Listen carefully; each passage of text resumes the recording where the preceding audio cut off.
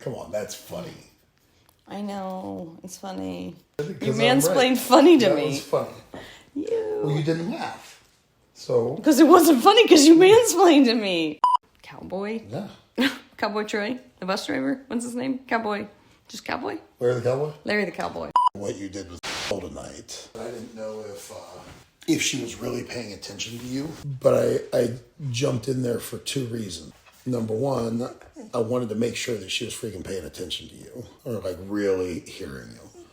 Number two, I wanted to make her think I was going to cut you off and give her some head coach bull. Yeah.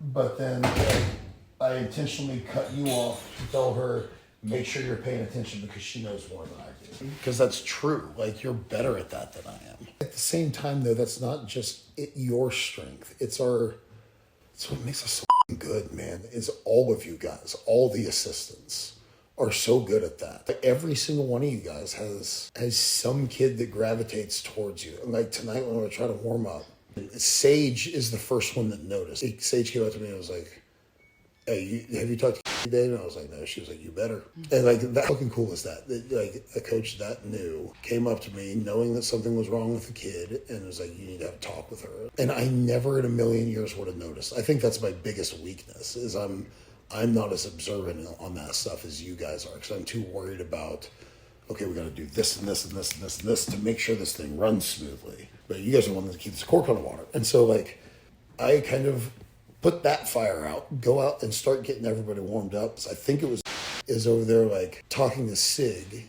His emotional state had been brought down like 5 levels at this point, and they're just having a normal conversation. And I walked by, saw him, I was like, hey, that's the person you need to be talking to right now. Nice. I was like, I don't even know what the conversation's about. And they both started laughing, but I was like, you need to stick with her because I can see what's happening here and how you look different now than you did 10 minutes ago. So you stay here as long as you need to. What I saw, when I went to talk to Liz one day after cross-country practice, I saw her working with a girl that was obviously a struggle with something. And the second that I saw her talking to that girl and the way she handled that situation, I was like, that's somebody that needs to be on our staff. And she hasn't disappointed me, and she's been a freaking awesome addition. We're so lucky to have her. With Sab and Jesse, with everybody, like it's just, everybody brings something to the table, man. And so that we are so freaking lucky. I mean, I've never met a technician like Sab is. That dude will, like, I'll give him something and say, like, hey, man, could you take a look at this thing that this girl's been having an issue with? And he will spend the entire night watching film, reverse engineering something so that we can maybe score one more reversal on a Saturday in a consolation match. Like, I don't know that I've ever met anybody as dedicated to the craft as he is. Can you imagine? Okay, remember how hard it was when our kids were babies, like Kano's age? And can you imagine what Jessie does?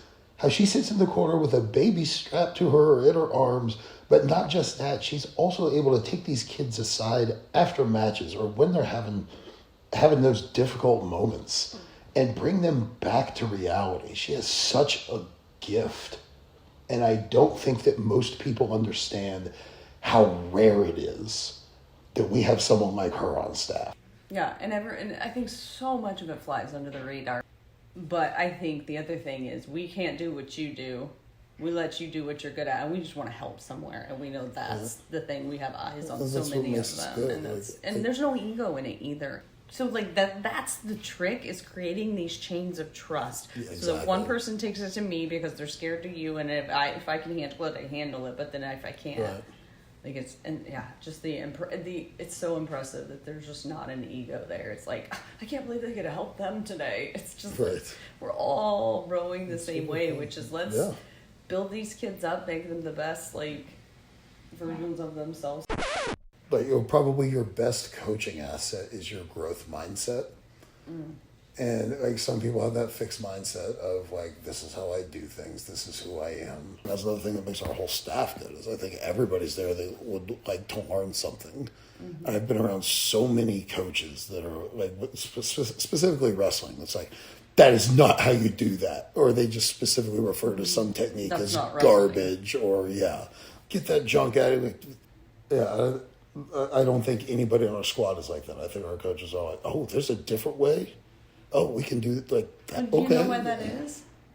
It's because you taught us it all.